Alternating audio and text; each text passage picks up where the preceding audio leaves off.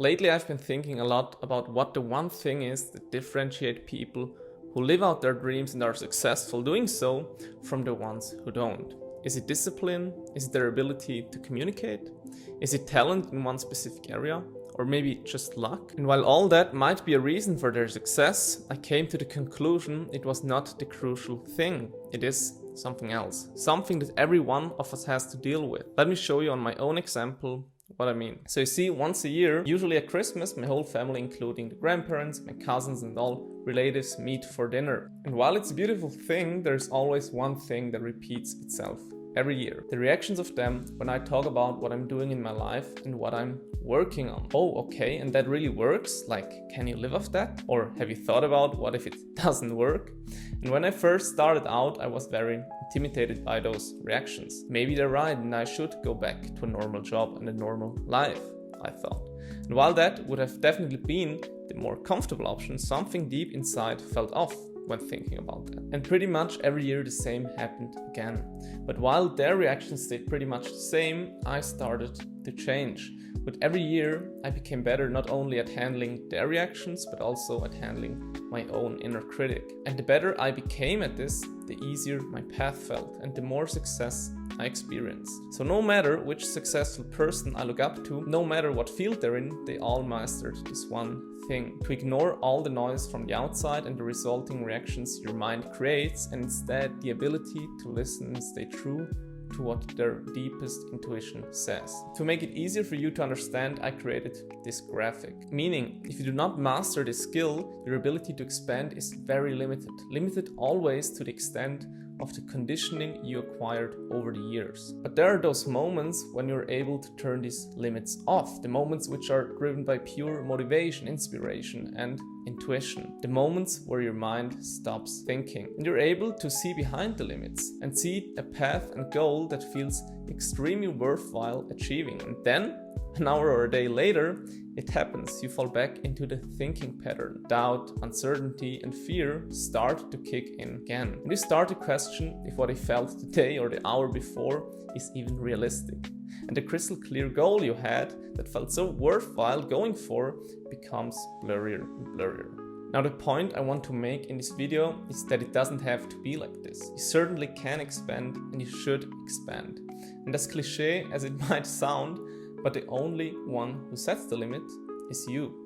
So what we are going to talk about is how to handle those limits so you can see the clear path on a constant day-to-day basis without getting taken in by this bubble. Now before I show you how I personally learned to deal with this, you need to understand the mechanism that is responsible why these limits decide about the outcome of your success.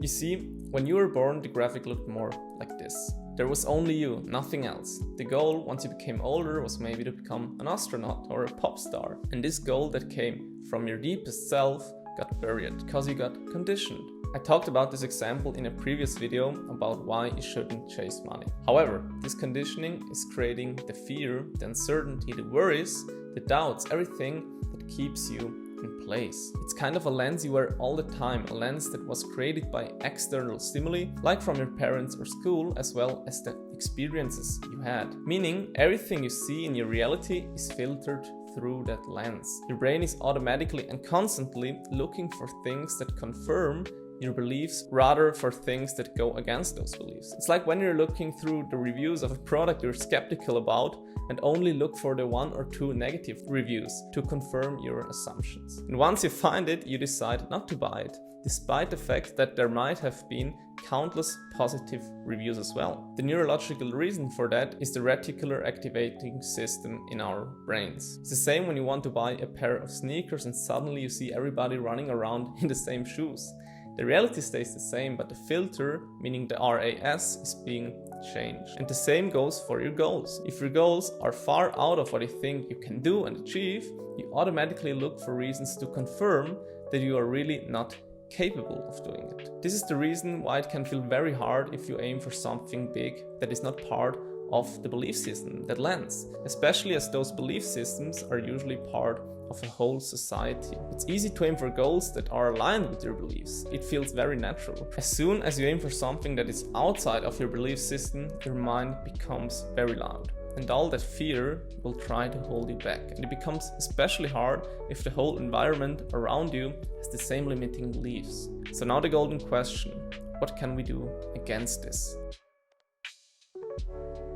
On my journey, I realized we have two options. Either we change the lens we are wearing, meaning changing our belief system, or we take off the lens at all, meaning becoming so present that we're constantly in the awareness seat, so we can observe our thoughts without being controlled by them. I like to do both, as both are very powerful, but both do take their time to integrate fully. So let's look at each one and the action steps you can take to integrate them in your life from today on. Changing your beliefs means you change the view you currently hold about yourself and about the world. And these beliefs were created over all the years you've been on Earth. So you can imagine that they are rooted very deep in your subconscious mind. How were they created? Through inputs from the outside world. Parenting, media, books, and most importantly, experiences. And the more frequent something happened that created the belief, the stronger it is rooted within you. That means in order to change your current beliefs, we have to carefully choose what kind of inputs you will feed your mind. Daily mindless scrolling while being around people that are not where you want to be is a recipe to be stuck forever. But you want to expand, right? So I recommend doing two things simultaneously. First one is to expand through better inputs. You need to analyze exactly where most of your inputs are consumed. Nowadays, it's usually the media on your phone and the people you surround yourself with daily. Optimizing these two things alone will shift your inner world drastically. Like, change mindless scrolling with listening to a good podcast. Change reading the news in the morning with reading 10 pages in a good book. Change the time you spend with negative people or friends with an online community of like-minded individuals. Start reading and visualizing your goals like they are already yours on a daily basis. Now, these are only examples, but you have to realize the more inputs you align with the goals you want to achieve, the quicker you will reprogram your belief system, and therefore the quicker your goal will become a reality. So I really want that you go ahead and analyze carefully which of your current inputs are harming your future self and then change them. Really do that now. The second way to change your belief is through experiences. Certain experiences in your past created beliefs that you hold on to until today. And those experiences were usually paired with strong emotions that happened over and over again. We want to use the same formula to create new, powerful beliefs that actually serve you. So how do we do that? By doing the thing you know you should do, but you're currently too scared of. If you have a goal, whatever goal it is, there's usually a thing that you always avoid. It's usually the thing that deep down you know would bring the most progress, but you're just too scared to face it. Instead, you waste time by doing other things that feel good but don't bring a lot of progress. So really ask yourself what it is that you are too scared of to do. Is it moving abroad? Is it starting to post videos on YouTube? Is it starting a podcast? Or is it changing your career at all? Doing exactly this one thing will have such a big impact on your life and on your belief system. It will destroy the belief that creates that fear and replace it with confidence and trust in yourself. And I personally would say that changing your belief system through experiences that scare you is by far more powerful than optimizing the daily inputs. So really go ahead and write down this one thing that you know you should be doing, and then create a plan and actually go do it. Now, these two ways are, in my opinion, the best ones to change the lens you're looking through and therefore the lens that creates your reality.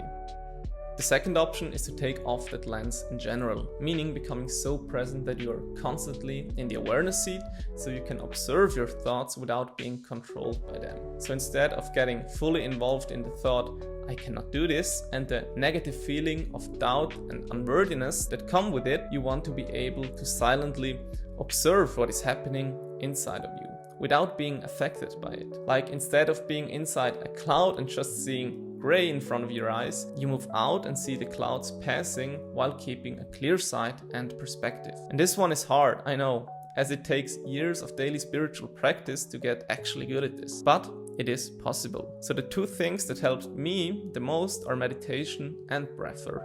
Actually, it's one thing, as through breathwork, you will get into a meditative state. Same as yoga will get you into a meditative state.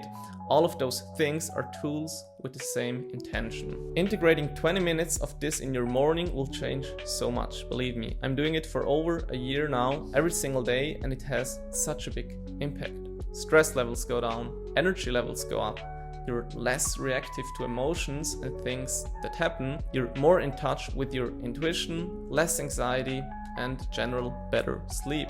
And these are only some of the benefits, but most importantly, you will get better at handling limiting thoughts and emotions that might come up during your pursuit of bigger things. And if you get good at this, the graphic starts to look more like this. And that's why it's so powerful. You start to see your goals and the path crystal clear. You start to feel so much trust and confidence in your path. You start to connect with your intentions on a very, very deep level, so you can actually take action without being held back all the time, but fully in flow. And all of this will lead to an everyday reality that is highly enjoyable. So to sum up, I want you to integrate these 3 action steps in your life. First, exchange mindless inputs with mindful inputs, media and people. Second, do the thing that scares you the most. And third, practice mindfulness like breathwork, meditation and yoga on a daily basis. And if you do this, I promise that your inner world will shift and you will gain such a deep confidence in your plan and yourself that success becomes really inevitable. So this is it for this video. Thank you for watching it. I hope, as always, that it helped you. If you'd like to hear more of my ideas, please consider subscribing to my channel and also my newsletter. The link is in the description below. So thanks again and hope to see you in the next one. Bye bye.